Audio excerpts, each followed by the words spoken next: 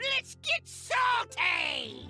Hey everyone, Zeddy here again today with a brand new video, and while I have access to the Theory Crafted Glide from Blizzard, I thought I would do what we do every expansion cycle.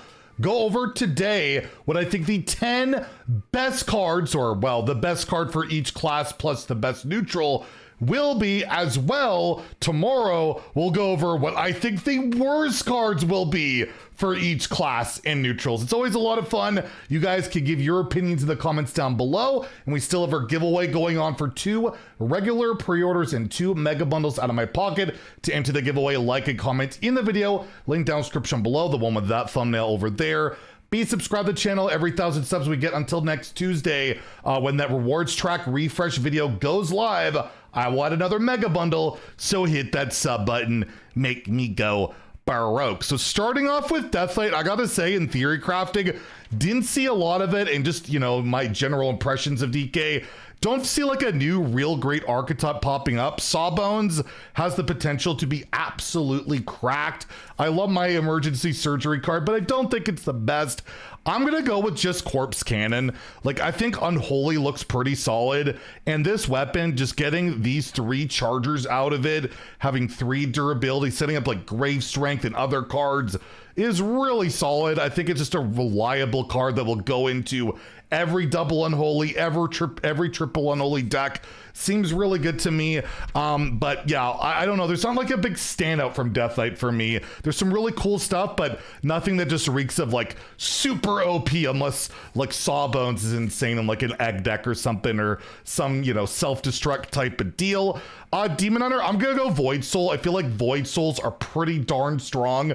Just ramping up those demons can get pretty good. You can couple it up with the new legendary, which I may have underrated this one. It actually felt pretty darn flexible. Even without preparing this, it's not too bad. I didn't see a single Irida in theory crafting, but we'll see when regular ladder comes along. But yeah, getting these Void Souls, ramping up those demons can be awfully nice, and there's plenty of support for it and plenty of Void Soul cards. So Void Soul, my pick for Demon Hunter. For Druid, it's gotta be Spiderling. This card is just insane.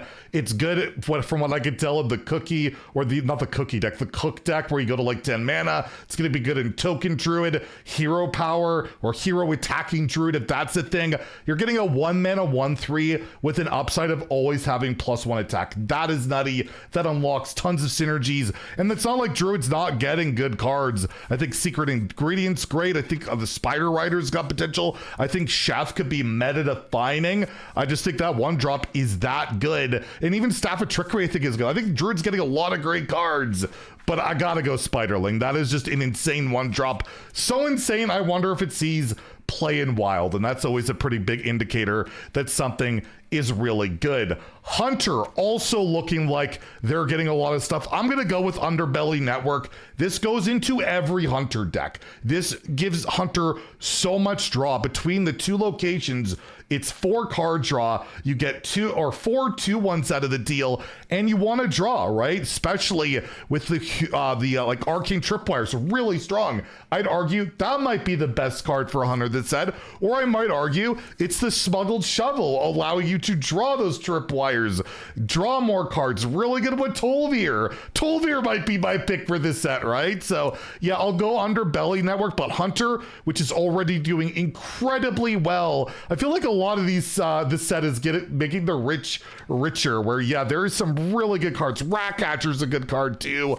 Even Beast Tripwire might make the cut. Really solid stuff. I'm just not sold on like the Death Rattle package. Maybe we'll talk about that tomorrow, right? Maybe we will. For Mage, I gotta go. Oh man, there's some decent cards here. I only got to play like Mill or Jailhouse one time. It felt pretty win more. A lot of the Mage cards feel kind of awkward, but I gotta go Contraband Wands. It's between that and the Skeleton Key. Now that you can't cheat out 6/6s, the Skeleton Key is just a nice little card to put in most Mage decks. But Contraband Wands also kind of is. You get 3 Arcane Missiles. That's a lot of burn. That's a lot of spells that you could pile up for maybe a Calic, or if you do want to play like the new Prepare card, that could be pretty good. It's just a lot. And compared to Roded, you have to pay 8 mana for this effect back in the day. Really good card. Might even see wild play. Skeleton Key, I will give an honorable mention to, because I think it'll go into pretty much every mage deck as well. Well, actually, I don't even think this will go into every mage deck. I just think it'll be more impactful in the decks that it goes into. I like the cake is a lie, because the missiles, I guess, are hiding out in it. So that's cool. Paladin, also getting so many good cards. Vigilant Sentry, I gave a 5, but honestly, the more I see this card, I'm giving it to Commander Beatrix. This card is incredible. Getting 10 2-drops, in particular when it's Scarlet Bruiser and getting so much mana cheat and value is pretty darn nuts. We'll highlight that in a gameplay video if I haven't already over the next day or two. And yeah, you just get so much stuff. It's so good. You can cheat more out. This is a great card. This is a great card. Holy Bull is a great card. The Scarlet Recruiter is a phenomenal card. And Judgment might even be pretty good. Paladin getting so much good stuff, but honestly, I'm going to give it to Beatrix because not only is she great in pure Paladin, I think she'll be great overall. Like the Fire, the Archmage thing might be a thing, or other things. It allows you to do such cool stuff that normally you can't do, like a rule breaker should be able to do. So yeah, Commander Beatrix is actually my Paladin pick. I've switched it from the pure card. For Priest, I know people aren't sold on Azalina, and no, I'm not going to pick it as my best Priest card. I'm going to go Soothsayer. This card is really good. You prep this on 3. It's a 3 mana, 6/6 taunt death rattle, restore 6 health to your hero. You get to summon a random 6 cost minion, and you can even couple it up, right, with the Undeath Sentence. That's really solid. So I'm definitely giving it to Soothsayer. I think it's a really solid card, and I'll give like an honorable mention in particular to Holy Embrace. Just getting that heal, getting that damage, really good with Atish in the late game with Medivh, just really flexible, quest support, all that stuff. I think it's a pretty good card. But yeah, Soothsayer is my pick.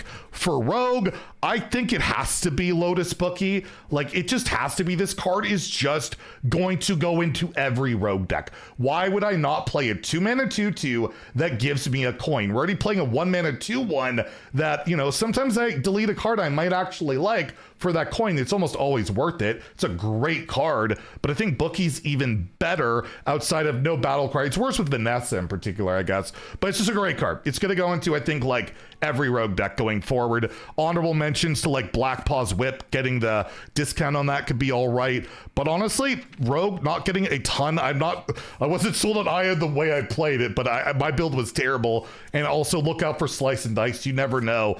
But yeah, for me, the standout by far is Lotus Bookie. For Shaman, I think we already had the video out for Muggsy. I don't know if it'll be a meta thing. I hope it will be. It's really cool.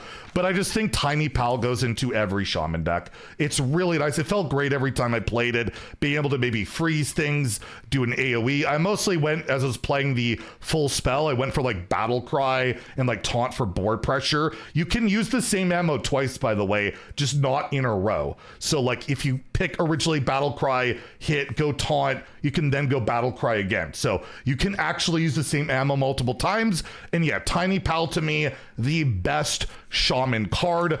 Warlock, again, the cycle engine they have is insane, but I don't know if Standard has what it takes to make it win. But Godfrey to me is an absolute 5-star card still. He's really solid. I just don't know if there's enough to make it work in Wild. Look out. I feel like we're going to see really degenerate stuff really quick and Wild with this. But yeah, being able to get those overdrawn cards returned to your hand for a mana cheat, you never truly lose any cards. Really good. And the Unseen Atlas seems really solid. 0 mana draw 3 with Godfrey, right? That's pretty nuts. I was not sold on the demons. I faced Regis playing it, and well, it went about as well as you would expect. I apologize, Regis, but Cage Cranium, as well as Shadow Rounds, probably my honorable mentions for Warlock. I just don't know if Warlock is really going to be there. I think Warlock is still in a lot of trouble. I really do. And for Warrior, Warp Tooth. It's Warp Tooth. This card is going to be cracked with Hogger. Obviously, Hogger seems pretty good too because you want to play them together, but you don't necessarily need to. Cheating this guy out, maybe buffing him, but I mean, just cheating out at 6/6 total of stats with charge is phenomenal, especially out of your deck. You thin your deck. Incredibly strong card. In Scrappy Defender, Kibler played Scrappy Defender into Scrappy Defender to the Enraged weapon, got 2 3/3 chargers, and murdered me on turn 5. That Kibler. I thought he likes playing the late game. But yeah, really solid stuff, but it's got to be Warp Tooth. And for neutrals, I thought I was going to go with Gullible Guard because you get to... I did play him, by the way, Theory Crafting. I did play him in multiple decks and said sorry a lot. But no, it's not him. It's not Maev, which I think will be good. I think it'll take a little bit to figure out what to do with it, but I think it will be a good card. I think the standout neutral card, and I'm not going to include Vanessa because it would be Vanessa, is Zuramat's Prison. Getting that the discard, basically getting 5/5 taunts, really good, and then eventually getting value out of Zuramat later. It could be a combo enabler, it could just be a value bomb. I think this will slot into a lot of decks. It'll just take some time to kind of optimize that, and it's we'll probably see him tomorrow, right? So yeah, I'm gonna go with that. Honorable mentions of, obviously, I mean, Vanessa's not really an honorable mention, she's nuts.